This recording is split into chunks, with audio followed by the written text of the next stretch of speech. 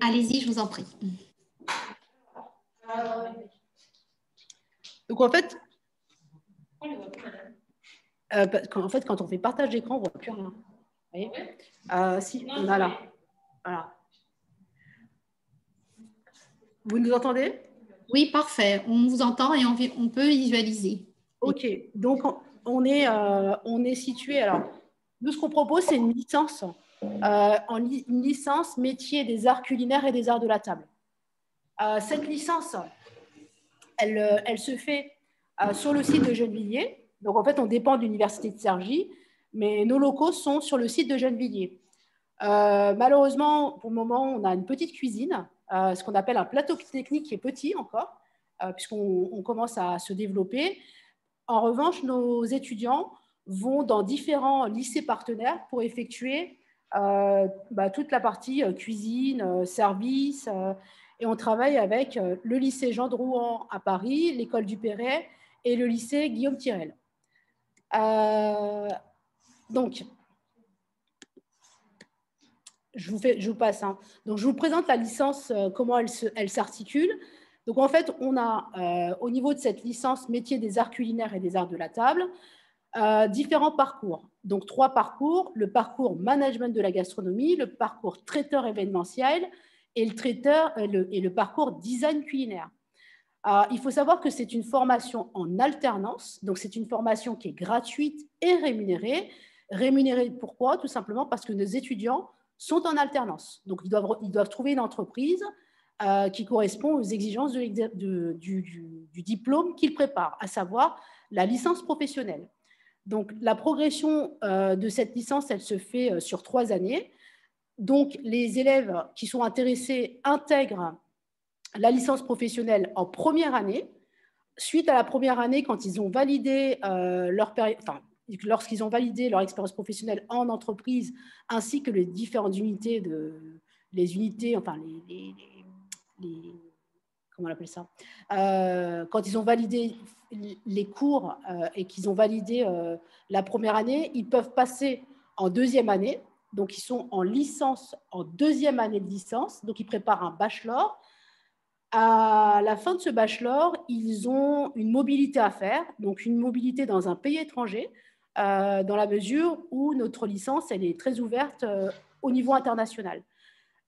Cette mobilité, elle se fait dans un pays européen, tout simplement parce qu'on participe au programme Erasmus+. Donc, on dépose un dossier et nos élèves, nos étudiants ont la possibilité, à la fin de leur deuxième année chez nous, de partir à l'étranger pour préparer ou plutôt pour découvrir des méthodes culinaires, une nouvelle culture dans des pays européens. Suite à cela, à la fin de la deuxième année, nos étudiants ont la possibilité de choisir entre 3 parcours. Donc, en fait, c'est une spécialisation progressive finalement. La première année, la deuxième année, ils font et de la cuisine et de la salle. Ils vont apprendre des basiques de la cuisine et de l'hôtellerie, la restauration. Et ensuite, ils intègrent différents parcours. Donc, 3 parcours sont proposés à nos étudiants. Le premier parcours, c'est le management de la gastronomie, le parcours P1 que nos étudiants vont vous présenter, nos étudiantes. Le deuxième parcours, il s'agit du parcours traiteur événementiel.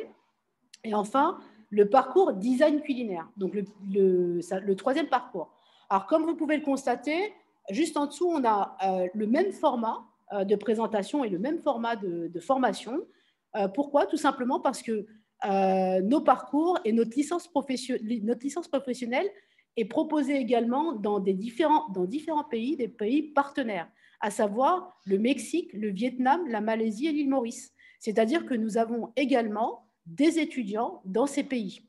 Alors, pourquoi présenter la formation dans ces pays? Tout simplement parce que nous sommes en partenariat et à la fin de la 3e année de licence professionnelle, les étudiants ont la possibilité, dans le cadre des différents travaux qu'on leur demande, ils ont à faire comment on appelle ça déjà? Une mission internationale. Vous avez vu, ils sont plus informés que moi. Ils ont à faire une mission internationale, donc ils vont soit aller au Mexique, soit aller au Vietnam pour rencontrer des étudiants étrangers, des étudiants avec lesquels, des écoles, des universités avec lesquelles on travaille, et d'échanger au niveau des pratiques, d'échanger avec nos étudiants. Et c'est ce qui fait la particularité de notre licence professionnelle. Donc voilà concernant la présentation. Donc maintenant, on va rentrer dans le détail. Et ce sont les étudiantes qui vont présenter chacune le parcours dans lequel elles sont. D'accord? Alors, donc là, on passe au parcours. Donc là, je vous passe à l'équipe pédagogique, parce que c'est une petite équipe. Et je vous passe tout ça parce qu'on n'a pas trop le temps et qu'il faut rentrer dans le détail des différentes formations qui sont proposées. Alors, la licence management de la gastronomie, donc la licence, ce qu'on appelle le P1, parcours numéro 1 chez nous. Donc, je laisse les étudiantes le présenter. Du coup, le parcours P1, c'est deux possibilités, soit être en cuisine au niveau du restaurant, ou soit proposer le service. Donc, dans la logique, quand il n'y a pas de Covid, on propose en restaurant, ils vont s'occuper de tout ce qui est. On a les clés du restaurant et on doit mettre en place le service avec des thèmes qui nous sont imposés. Se coordonner avec le chef pour nos menus, préparer des cocktails en fonction de la thématique du jour. Et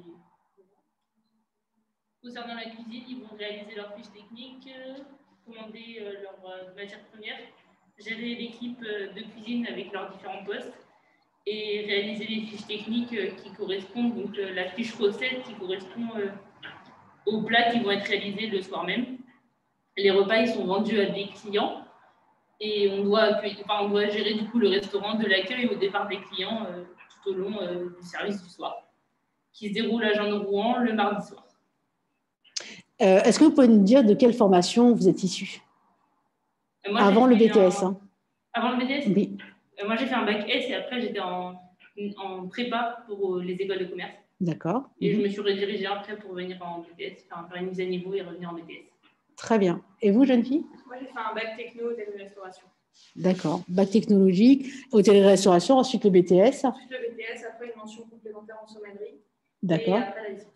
Ok. Et concrètement, est-ce que vous pouvez nous dire comment se passent vos cours, vos formations, le rythme de l'alternance? On est sur du 2 jours, 3 jours. D'accord. Lundi, mardi à l'école et le reste du temps en entreprise. Après, tout dépend des jours d'ouverture de l'entreprise. Là, c'est un peu compliqué. La plupart sont au chômage partiel. Après, au niveau des cours, c'est des choses assez théoriques, surtout basées sur le management. Et puis après, on a quand même quelques cours, comme disait Maëlle, le mardi sur Jean-de-Rouen, plus là, axé sur le restaurant. D'accord, très bien. On passe au deuxième parcours. Donc, on fera un point sur les différentes questions qui peuvent être posées par les lycéens. Le deuxième parcours, il s'agit du parcours. Hop. Alors, le parcours traiteur événementiel. Donc, en traiteur événementiel, on est divisé en deux groupes. Donc, il y a le chef de production et les chefs de projet. Donc, on va réaliser des événements en cours, on apprend à les réaliser. On a des clients auxquels on les appelle, on réalise leurs briefs. Voilà. On va faire leur événement de A à Z, donc de la préparation de la cuisine à la salle jusqu'à l'arrivée des clients et durant toute la soirée. Ensuite, on a des cours théoriques où on apprend tout ce qu'il faut pour réaliser un bon événement. Et on a aussi des cours en tronc commun, donc avec les autres parcours, où on a des interventions extérieures avec des professionnels ou alors des professeurs qui viennent nous apprendre leur métier. On est pareil en alternance, donc on a 2 jours à l'école, donc lundi, mardi, et le reste de la semaine en entreprise. Bon, actuellement, c'est compliqué avec le Covid. Moi, je travaille de temps en temps, mais pas beaucoup. On est rémunéré aussi. Et puis, voilà.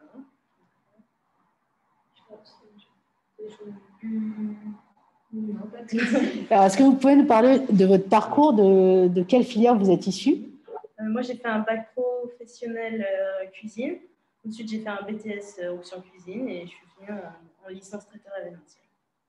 Très bien. Et moi, j'ai fait un bac pro gestion administration, après une remise à niveau et un BTS. Et cette année, je suis en traiteur événementiel en tant que chef de projet.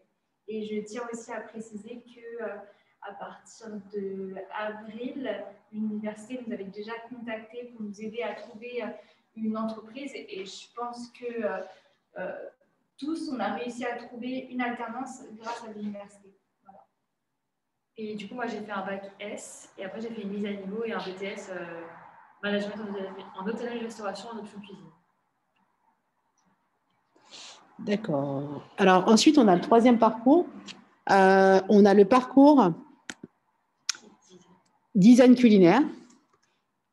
Donc, design culinaire, c'est pareil, ils sont séparés en deux. Donc, il y a la moitié des élèves qui viennent d'une école d'art, enfin, d'une formation en art, et la moitié des élèves qui viennent d'une formation en cuisine. Donc là, pour y rentrer, il faut faire un book, il faut vraiment être passionné par tout ça. Ensuite, ils sont aussi en alternance dans plus... en fait, ils apprennent plus tout ce qui est côté donc, le design, évidemment, la photographie, la mise en avant des éléments. Ils font par exemple du dessin, tout ça. Ils ont la moitié des cours qui sont ici, donc à Gennevilliers. Et sinon, ils sont aussi à Jean Drouin et à l'école d'art du Perret, dans Paris. Alors, ça, c'est la présentation des 3 parcours qui ont été faits par nos étudiantes. Maintenant, si vous avez des questions, on reste à votre disposition. Alors, comme vous avez pu le constater, on forme nos étudiants à avoir des postes à responsabilité, des postes de manager dans le domaine de l'hôtellerie-restauration. Donc, si vous avez des questions, nous pouvons répondre à vos questions. Alors, avez-vous des questions?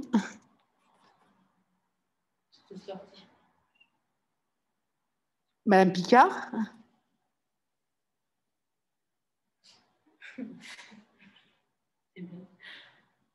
Ah, peut-être qu'ils n'entendent pas. Si.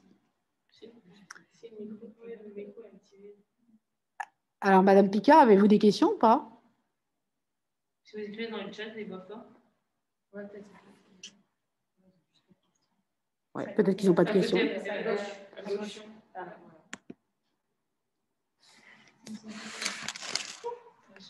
Oui, vous ne m'entendiez pas. Ah oui, je ne vous entendais pas. Ouais. Alors, c'est donc Dominique Picard. Je posais les questions, peut-être que ça va susciter d'autres questions. Et savoir, est-ce qu'on ne peut intégrer cette licence MACA qu'en étant titulaire déjà d'un bac plus 2? C'est bien ça, hein? On ne peut pas rentrer après le bac. On peut rentrer en licence dès la première année après le bac. Oui. Donc, il faut faire la demande sur Parcoursup. Oui. Alors, ensuite, nous, on a un dispositif qui est mis en place cette année et qui ne concerne pour le moment que les lycéens de l'école hôtelière de Versailles. C'est le dispositif PassSup. Je ne sais pas si vous en avez entendu parler. Non. Donc, c'est un dispositif qui est mis en place dès la classe de terminale où les élèves sont accompagnés, ils sont tutorés pendant une année pour leur permettre d'intégrer notre première année, notamment les élèves issus de la voie professionnelle. Puisqu'on a fait un constat et on a constaté que dans nos classes, on avait très peu d'élèves qui venaient de la voie professionnelle. Et donc, pour leur permettre d'intégrer la licence et pour élever leur niveau de compétence, un dispositif mis en place par CY et l'Académie de Versailles a été mis en place cette année, que je pilote cette année.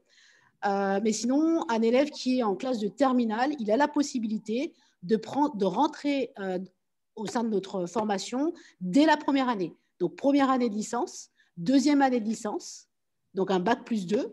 Et à la fin de leur deuxième année, à ce moment-là, les élèves ou les étudiants peuvent choisir le parcours qu'ils souhaitent. Management de la gastronomie, traiteur événementiel ou design culinaire. Donc, en fait, c'est une progression qu'on propose à nos élèves.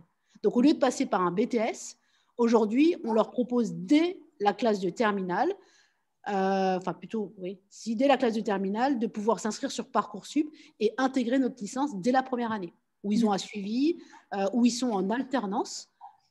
Et comme vous l'ont dit les étudiantes, l'alternance, évidemment, on les aide à trouver une entreprise dès leur arrivée chez nous. Quand la situation sanitaire et quand la situation est quand même favorable. Bon, là, on est vraiment dans une situation qui est très, très, très défavorable. Mais ça ne va pas durer. Oui, ça ne va pas durer. On va s'en sortir, j'espère, avec la sortir, campagne de vaccination. On va bien sûr, absolument. Normal, oui. Oui. Est-ce qu'il y a des questions de la part des lycéens présents? Ils ne sont pas nombreux, mais ils peuvent avoir des questions. Il n'y a pas de questions bêtes, hein. Vraiment, écrivez-les et on va tenter d'y répondre. Absolument. C'est des lycéens qui sont dans quelle filière? Seconde, c'est des lycéens de seconde générale, je crois. D'accord. Et qui souhaitent s'orienter vers l'hôtellerie et la restauration? Pas forcément. Aujourd'hui, c'est le printemps de l'orientation. Ils vont découvrir plein de secteurs, plein de diplômes, plein de formations. Et j'imagine, oui, il y a aussi apparemment des lycéens, Paulo me dit, à STMG, des lycéens de filière technologique. Et peut-être qu'il y a des bacs pro parmi eux, hein. Je pense que ce sont des secondes de manière générale. J'avais une question, puisqu'il n'y en a pas dans l'immédiat. Est-ce qu'un étudiant qui est titulaire, qui a fait un cycle court en hôtellerie-restauration, ce sont les CAP, est-ce qu'il peut... alors, s'il a fait son CAP et qu'il a entre-temps été apprenti, qu'il a progressé en cuisine et qu'il est aujourd'hui à un stade assez important, comme par exemple il est aujourd'hui chef de partie ou demi-chef de partie, est-ce qu'il peut intégrer votre licence? Il faudrait qu'il fasse une VAE, une validation des acquis d'expérience, pour pouvoir valider un bac. Et quand il aura son bac, il pourra intégrer la licence. Mais il repart au niveau première année ou il peut être plus avancé? Il sera en première année. Chef de partie. Non, il sera en première année. Après, si vraiment il a un très très bon niveau, après c'est du cas par cas. Donc il faut qu'on demande des autorisations à l'université ou autre pour éventuellement le faire progresser ou le faire passer en deuxième année. Mais par contre, il faut absolument qu'il ait son bac. Après, comme je vous l'ai dit, hein, il peut passer par la VAE et il va obtenir le bac. Absolument, complètement. D'accord. Et j'ai une dernière question. Quand ils sont en alternance donc dans une structure hôtelière ou un restaurant, j'imagine, que vous faites une différenciation entre la restauration étoilée, la haute gastronomie, ou c'est à eux de trouver leur... est-ce que c'est ciblé plutôt cuisine étoilée, haute gastronomie ou non? Alors, moi, j'aimerais vous dire, après, je donnerai la parole aux étudiants, moi, j'aimerais vous dire, c'est en fonction de ce que veut faire le jeune. D'accord. Les jeunes qui ne veulent pas rentrer dans des étoilés. Leur ambition, c'est d'ouvrir leur restaurant. Et donc, les restaurants étoilés, oui, pourquoi pas, mais c'est vraiment en fonction du besoin du jeune. Oui, il y en a qui ne souhaitent pas rentrer dans cette compétition. Hein, et puis, ça ne les intéresse pas, ils préfèrent rester dans de la restauration traditionnelle. Après, je vous laisse la parole, allez-y. Je suis d'accord avec ce que vous avez dit, ça dépend vraiment des attentes et ce qui correspond à chaque personne. Oui, c'est le caractère de la personne.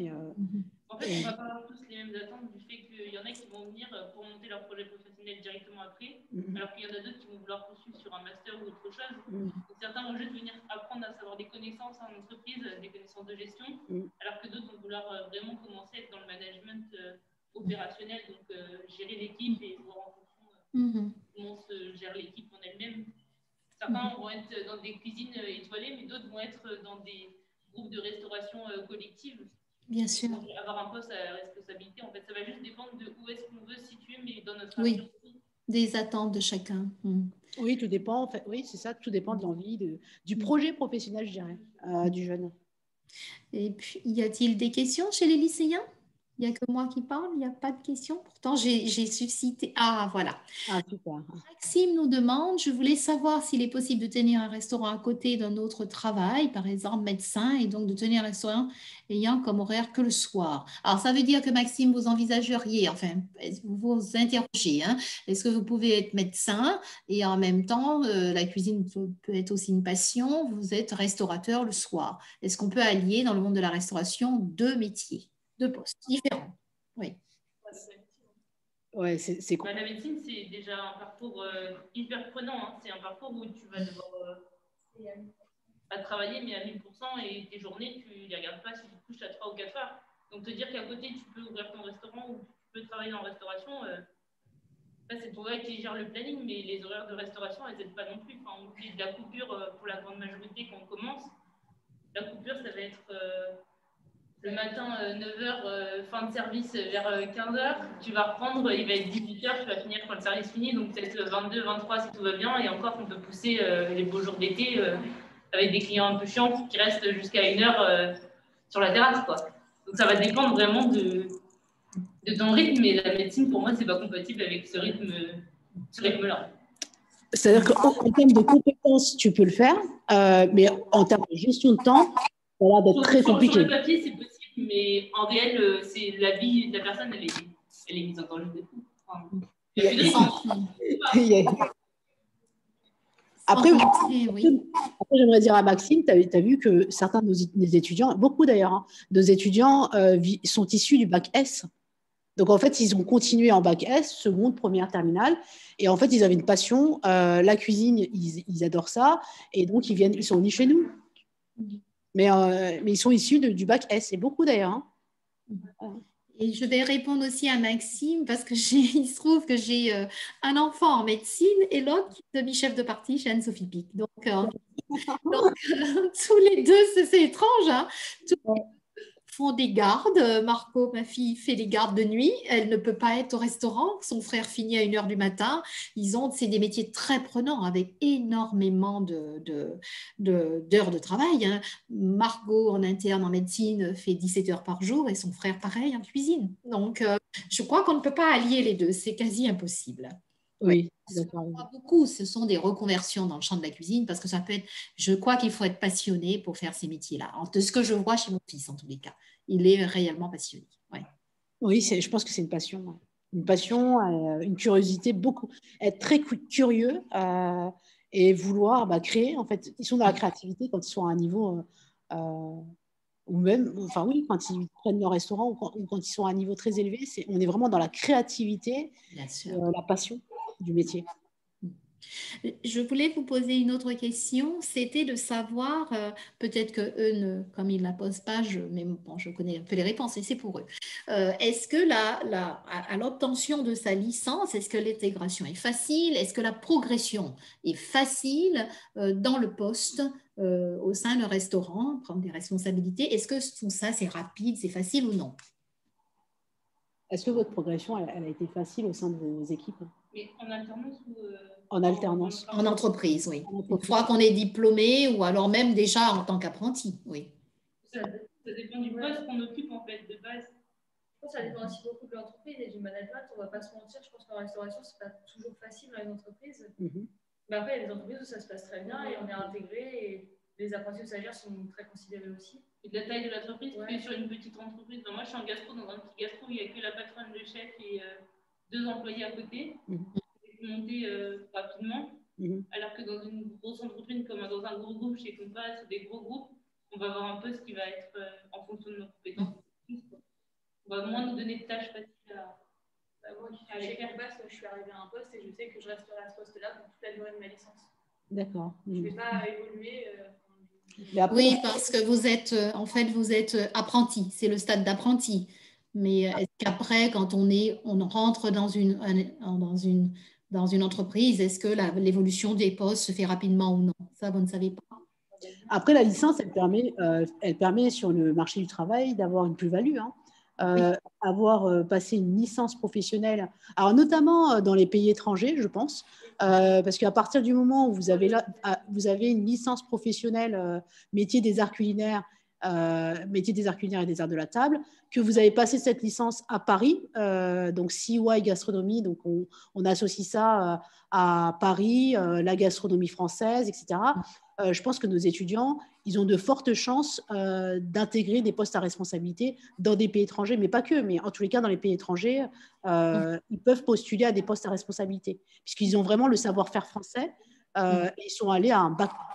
Après, ils ont la possibilité, bien sûr, d'intégrer le master, puisqu'il y a un master, mais je pense que c'est vraiment la plus-value, et notamment nos liens avec les différents pays étrangers et le projet, quand on part à l'étranger, ça s'appelle la mission internationale. La mission internationale qu'on peut leur proposer, c'est vraiment une plus-value pour le marché du travail, et notamment européen ou international, c'est vraiment une plus-value. Oui. Et on a un bac+3. Et Bac+3 est une licence qui est reconnue, que ce soit au niveau européen, que ce soit au niveau international, puisque bon, on est à l'université, et quand on est à l'université, les universités entre elles, ou en tous les cas, les recruteurs vont regarder université, tout ce qui est BTS. Donc, j'ai fait un BTS, j'étais dans un lycée professionnel ou dans un lycée. Bon, la visibilité, elle n'est pas très claire. Par contre, j'ai été à l'université à Paris, enfin, université, oui, à Paris. En France, la lisibilité ou la visibilité, ou en tout cas la compréhension du diplôme, elle est plus facile, je pense, pour les recruteurs étrangers. Et c'est ce que viennent chercher beaucoup de nos élèves. Bien sûr. Il y a surtout dans ces métiers-là une très grande dimension, une partie de la carrière qui se construit à l'étranger. Enfin, de ce que j'ai compris, de ce que me dit mon fils, il est très important à un certain moment d'avoir travaillé avec des chefs à l'étranger, d'avoir pu promouvoir la cuisine française, d'avoir pu rencontrer aussi d'autres pratiques culinaires, d'autres modes culinaires, même si au départ on est avec un chef français, mais on peut rencontrer des chefs étrangers. Et apparemment, la dimension de l'international compte aussi dans la progression du chef cuisinier. Oui, parce que ça bouge. Ça bouge énormément. Le milieu de la gastronomie bouge énormément. On a énormément de pays qui commencent à avoir un vrai savoir-faire qui est transmis comme le savoir-faire français qui est transmis au niveau international. Et il y a vraiment une ouverture. Et le fait d'aller à l'étranger, de découvrir autre chose, de partager les gestes professionnels, les techniques culinaires, les goûts, etc., les senteurs, les odeurs, etc. C'est ce qui fait qu'on apprend, et comme je vous le disais tout à l'heure, on est vraiment dans un milieu où la créativité est importante pour se distinguer finalement des autres. Mais par contre, les techniques culinaires, la base, on apprend ça que ce soit dans les lycées professionnels, chez nous, en licence, les techniques, elles sont là. Et après, pour progresser, pour évoluer et pour proposer quelque chose d'original, je pense qu'il faut, oui, se balader un petit peu dans les pays étrangers pour voir un petit peu ce qui se fait. Et c'est d'ailleurs ce que font les grands chefs. Bien sûr. Est-ce qu'il y a d'autres questions chez les lycéens? De nouvelles questions? Écrivez-les et nous allons tenter d'y répondre. Et toutes les questions sont bonnes. Oui, il n'y a pas. Vous êtes là pour apprendre aujourd'hui. Donc, même si, n'hésitez pas. J'avais une question chez le designer culinaire. Ça, c'est moins connu. Est-ce que c'est forcément un cuisinier qui cuisine, qui fait des dressages, il cuisine quand même, il a... Oui, en fait, mais alors donc, à la moitié de la classe, c'est des gens qui ont fait des études en cuisine, donc souvent le BTS ou la licence maintenant. Et l'autre moitié de la classe, c'est des designers culinaires, donc ils ont une formation plus en art, souvent le BTS en art appliqué. Et en fait, donc il y en a qui n'ont jamais fait de cuisine et ils arrivent là-dedans. Après, la formation est beaucoup plus axée sur la cuisine, donc ils découvrent également. Et ce qui est intéressant, c'est que du coup, les cuisiniers, ils apportent leur savoir à ceux qui viennent d'art, et ceux qui viennent d'art, ils apportent leur savoir à plus les cuisiniers. Et le but, c'est de travailler autour de la recherche du produit, autour du design des produits. Autant bien, ça peut être aussi bien pour des plats de chef étoilé que pour des plats de l'agroalimentaire ou des produits agroalimentaires, et ils travaillent vraiment autour de ça. Donc il y a une dimension culinaire qui est apportée, mais ce n'est pas forcément que des gens qui ont cuisiné et qui ont des expériences en restauration. D'accord. Et alors, est-ce que ce sont eux qui participent à ce qu'on appelle, dans certains restaurants, il y a des goûteurs, ceux qui fabriquent les plats dans des grands groupes. Enfin, moi, je connais ce modèle-là. Par exemple, Anne-Sophie Bic, elle a des goûteurs. Ils ne cuisinent pas tout le temps, mais ils élaborent avec elle les recettes, ils tentent, ils testent. Est-ce que c'est là qu'intervient beaucoup le designer culinaire? Oui, il peut intervenir. Après, ceux qui font ça et qui créent les plats, c'est vraiment les grands chefs aussi. Et c'est vrai qu'il y a une dimension de plus en plus aujourd'hui de design et d'éléments. Donc, ça peut être le design, ça peut passer par la texture, les couleurs, tout ça. Donc, oui, ça peut être eux. Après, nos licences, elles sont professionnalisantes, certes, mais il y a après, on peut faire plein de métiers derrière. Il n'y a pas un métier spécifique. Oui. Est-ce qu'il y a des questions chez les lycéens? Posez vos questions, vraiment. Vous avez des 4 étudiantes très sympathiques. Donc, posez-leur des questions. Elles vont répondre, elles vont pouvoir partager avec vous leur expérience. Écrivez vos questions. Est-ce que c'est difficile? Les cours sont difficiles, c'est accessible? Vous avez beaucoup d'heures de cours? Je pense que ça dépend de ce qu'on a fait avant. Enfin, moi, de toute façon, je sais pas, mais venant d'un bac S, la voie même du BTS et la mise à niveau, ça a été plutôt facile pour moi, on va dire. Après, ça dépend de tous les niveaux, mais je pense que c'est quand même accessible. De ce que je vois, et il y a des gens qui viennent de bac techno, des bac pro, de bac pro, et dans bac pro, ils sont pas si perdus que ça. Ça dépend vraiment des compétences de chacun. Voilà, mais c'est quand même adapté, c'est quand même assez. Enfin, ce qu'on n'a pas dit aussi, c'est qu'on est à l'université, mais c'est une petite université et c'est pas des grands amphis. Par exemple, nous, cette année, on prépare l'événementiel, on n'est pas beaucoup avec les situations, on est 14, et généralement, ils vont plus il n'y a pas plus de 20 personnes dans la classe. Voilà, c'est ça. Et en amphi, on est 60.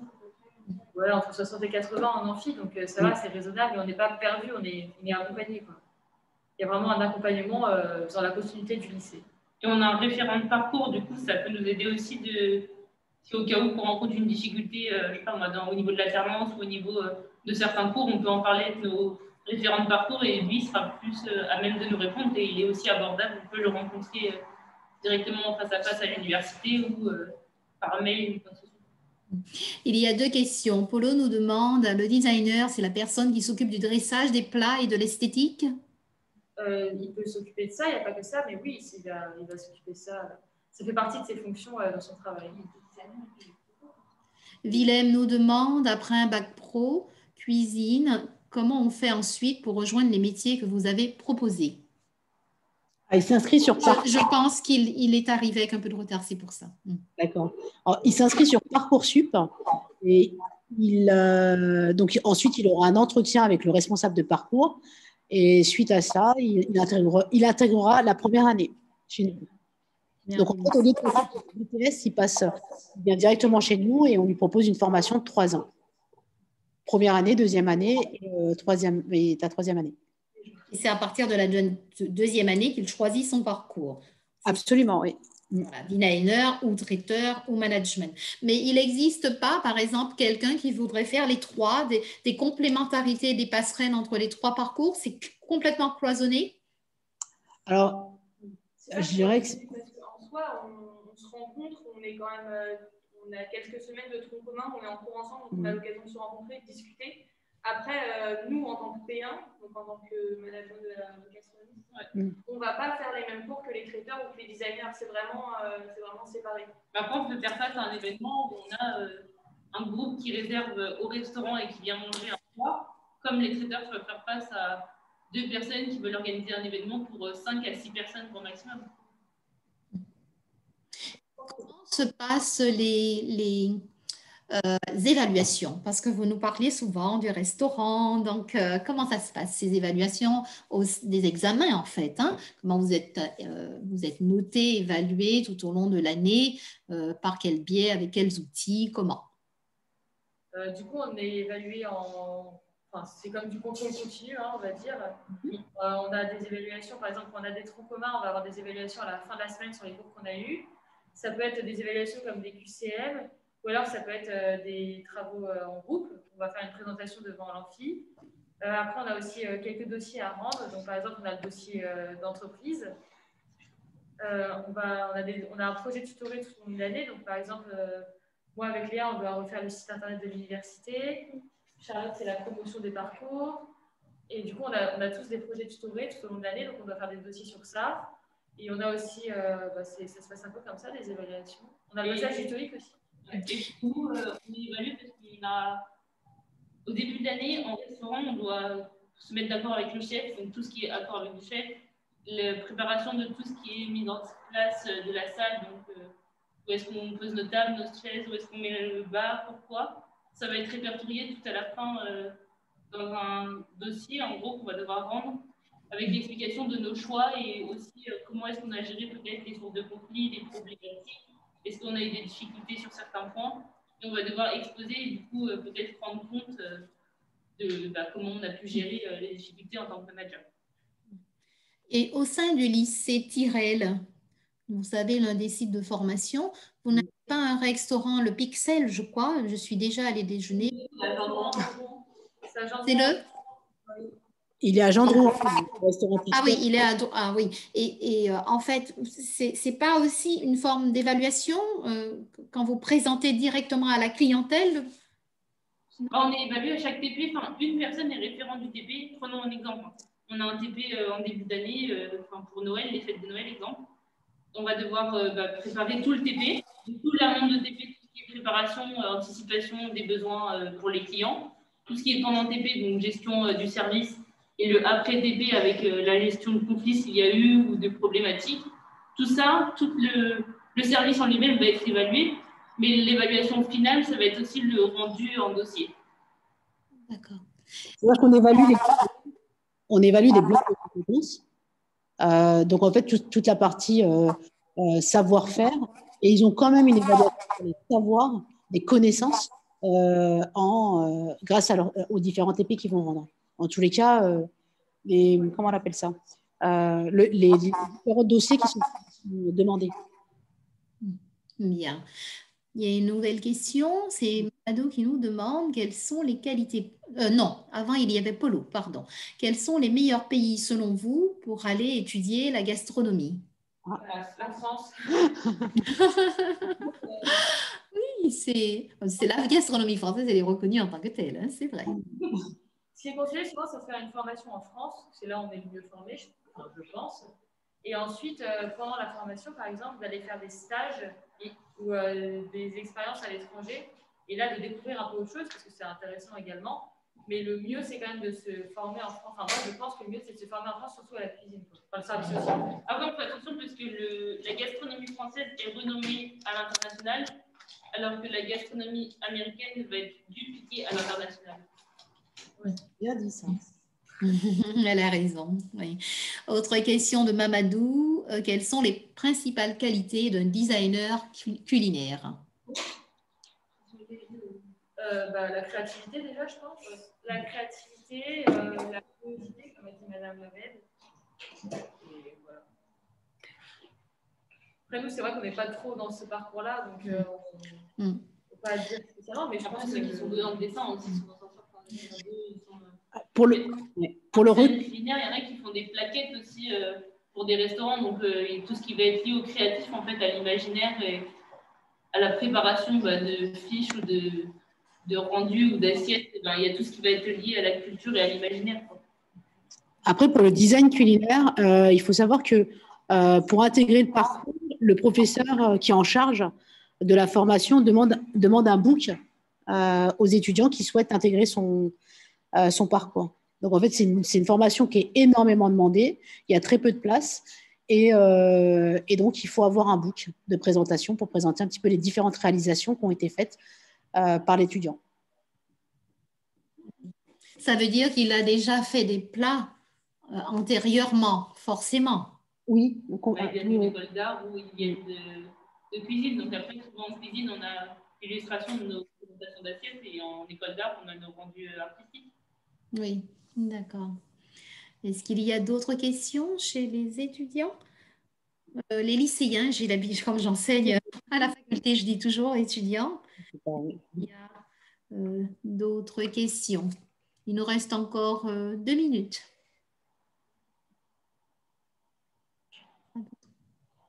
Après, s'ils sont intéressés, ils peuvent éventuellement venir. Oui, peut-être que vous pouvez rappeler ou écrire les coordonnées de la personne responsable qui pourront contacter pour avoir des informations complémentaires. Oui, absolument. Ou avoir de la documentation peut-être. On peut le mettre dans le chat. Comme ça, ils auront ces coordonnées. Okay. Le responsable, c'est M. Le Tacon. Ou c'est Vincent Marcillac, non? Ah, Vincent Marcillac aussi. Qui est d'ailleurs un géographe, c'est comme ça que je le connais. C'est un géographe comme moi, à l'origine. D'accord. La géographie, ça peut aussi mener. Il avait fait ses travaux de thèse scientifique sur les questions des terroirs et les productions agricoles, et je pense que ça va emmener. Voilà, c'est Monsieur Le Tacon. Est-ce qu'on peut peut-être mettre son adresse email? Comme ça, les lycéens pourront demander. Alors, Pour l'adresse email, Après, j- sur CY Vous aviez un petit panorama sinon je peux vous envoyer, Il est chez nous, c'est le tacon, cyu.fr, c'est ça? Oui, c'est ça. Alors, si vous voulez, moi je peux vous envoyer les plaquettes avec les différents parcours, parce qu'on va pas Après, ils embêter. peuvent aller sur le site internet et il y a Et les sur le différents parcours. Enfin, nous, ça nous a aidé Absolument. en tout cas à aller voir. Oui, sur le site, on Parce l'a que refait. sur le site, il est bien retravaillé en sorte qu'on aille directement sur chaque parcours détaillé. Du coup, ça permet d'aller chercher, exemple, s'ils sont intéressés par le design culinaire, d'aller savoir et peut-être échanger un peu plus avec le responsable de ce parcours-là. D'accord, donc sur le site de l'université. Monsieur Le Tacon, il gère les 3 licences, donc ce n'est pas la personne la plus référente pour un parcours spécifique. Oui, on a un référent pour chaque parcours. D'accord. En allant sur le site de l'université, c'est beaucoup plus simple. Oui, et toutes les informations. On a refait le site, donc il est plus clair qu'avant. Il est beaucoup plus clair maintenant, puisque les filles avaient pour mission de refaire le site internet. Bravo. Donc, voilà, c'est en fait, vous allez sur cy.fr. C'est le nom de le nouveau nom de notre université, c'est AJ Pontoise, et vous aurez, en rentrant sur le site, vous avez les licences et vous allez cliquer sur l'onglet la licence MACAT et vous allez avoir des informations nouvelles, c'est complémentaire en tous les cas. Bien, mais écoutez, je vous remercie beaucoup de toute l'équipe, les 4 étudiantes et leurs professeurs, hein, Sonia, de cette intervention très riche, hein. Je pense que moi, ça m'a beaucoup plu. C'est que ça a dû apporter des éclairages et des questionnements. Et c'est vrai que moi, je ne connaissais pas le designer culinaire, je ne connaissais pas sa formation, à part de ce que mon fils a pu me dire chez Anne-Sophie Pic, ils en ont. Et j'ai vu que ça suscite aussi beaucoup chez les étudiants, les lycéens présents. Les questions étaient autour de ça. Et partir aussi à l'étranger, c'est un très magnifique métier. Alors, il me semble que Anne-Sophie Pic, elle a été, a été marraine. Hein. Elle a été marraine, je sais pas, de la licence? De la licence. Oui, j'avais envie de la faire venir mais c'est dans le cadre de CapFac, on fera ça après. Oui. Ouais. Je trouve qu'elle était marrante. En même temps que vous. En même temps que vous, oui. Voilà. Ouais. Bien. Écoutez, je vous laisse les saluer et puis on va interrompre la conférence. Très bien. Merci beaucoup. Au revoir. Merci à tous les lycéens présents et merci à de la licence des arts culinaires et de la table. Un grand merci à Sonia et aux étudiantes et je vous dis bonne fin de journée et bonne continuation sur cette voie. Merci beaucoup. Merci à vous. Merci les lycéens. Au revoir. Au revoir à tous.